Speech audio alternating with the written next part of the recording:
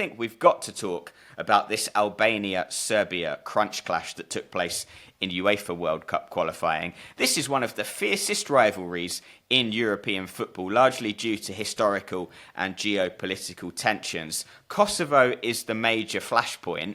It's UEFA's newest member state, isn't it? And it's largely inhabited by ethnic Albanians, but it used to be part of Serbia, who refuse to recognise it. And that has led to remarkable tensions in previous matches between the two countries. I'm thinking here, namely, of the 2014 Euro qualifier in Belgrade, which was abandoned. Do you remember the drone and the flag of Greater Albania? Yeah, I do. And Serbia player snatching it down and effectively trying to stamp the flag down, and the brawl between the two teams, which I think resulted in pretty severe punishments for both, I think. Yeah, so it was a mass brawl. The game got abandoned. Serbia were awarded the 3-0 win, but even they were also deducted 3 points and ordered to host two qualifiers behind closed doors. Both countries were fined €100,000, and I think ever since UEFA have had their fingers firmly crossed that they wouldn't face each other again. They have been drawn together in World Cup qualifying, and the first game in Tirana was pretty uneventful on the pitch. It ended 0-0. Albania did miss a penalty. But for all the lack of excitement on the pitch, there was plenty of tension off the pitch. Paul, did you see any of the stuff that sort of went along with this game on social media? Well, I saw the amazing petty gesture of the tiny flag. Did you see this? That the Serbia flag was the smallest possible flag they could get away with hoisting. Yeah. So for every match, the international matches, they have to have the flag of both countries. They usually have as well a flag of the Continental Confederation. They also had this time a World Cup qualifiers flag. And so you had four in a long line. You had a big Albania flag, a big UEFA flag, a big World Cup qualifier flag, and a tiny, tiny Serbia flag. And as you say, a remarkable gesture of pettiness. Yeah, I mean, you have to admire it in your own way. You have to admire it. Wasn't there also something with one of the mascots who did something like kind of inflammatory but very cheeky?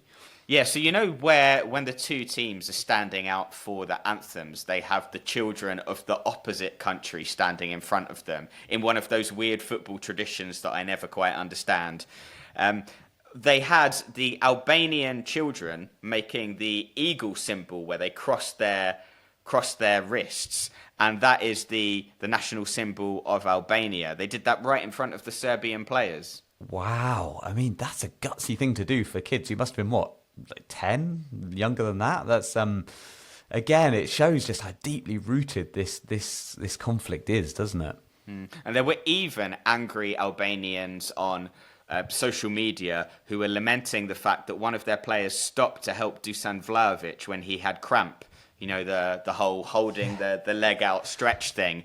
I think I saw someone that said, "Don't help that swine," or something like that. So it's very fierce. No surprises that no away fans were allowed for this game. So there were no Serbia fans. The Albania fans were angry because they had a lottery system for the home fans. And the reason for this, I think, was just to ensure that all the ultras and the people that might cause trouble weren't guaranteed to get into the stadium. But that caused a lot of anger among the Albanian fans because it was a pure lottery as to whether you could get in or not. Yeah, but I can see the logic in that, can't you? I can understand what the thought process was. I mean, in honesty, for the organisers and probably for both FAs, this is just a game you want done and out the way. Especially, you know, not even just from a sort of security perspective, but from a footballing perspective. Both teams would be looking just avoid any fines, avoid any point deductions here, and just get through. So in a way, a 0-0 draw is probably not a bad outcome for everyone. UEFA does have 6 banned international fixtures, pairings that simply can't happen. Surprisingly, Serbia, Albania is not one of them, but I suppose the list could just continue forever if you let it. Which are the 6 banned fixtures, Paul, to test your knowledge in European football? Oh, Lee, that's a devilish test of mine. I can name a few. So Spain, Gibraltar, they can't play. Armenia, Azerbaijan can't play. And then it's Kosovo. Kosovo, Serbia. But then I dry up a little bit because I actually would have thought Serbia-Albania would have been one. If you'd asked me this question without this context, I'd have said that was one of them. Yeah, there are 3 banned fixtures involving Kosovo. They cannot face Serbia, Bosnia, or Russia, who of course cannot face Ukraine either. I really am surprised that Serbia-Albania isn't one of them, because I'm not sure it would be that much harder to keep those two apart. If you've already got 6, would 7 be much of a game changer?